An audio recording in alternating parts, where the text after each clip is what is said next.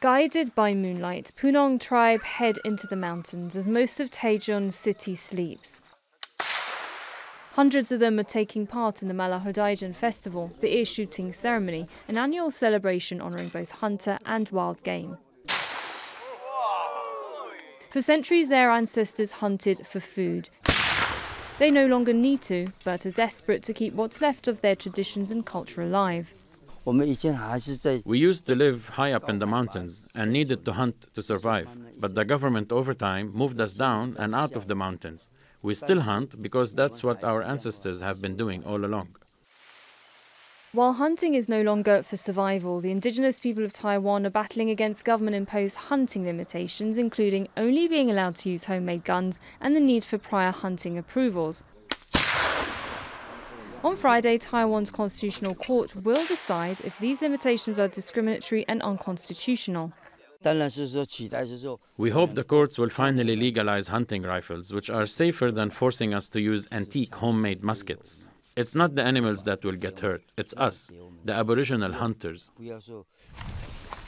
In 2013, Tama Talun was jailed for 3.5 years on weapon and poaching charges. The sentence angered his Punong tribe, one of 16 official recognized indigenous groups in Taiwan. For thousands of years, they hunted and fished with little interference, but colonialism and modernization pushed them off their lands. Today, there are little over 500,000 indigenous people in Taiwan, and that's 2% of the island's mostly ethnic Han Chinese population.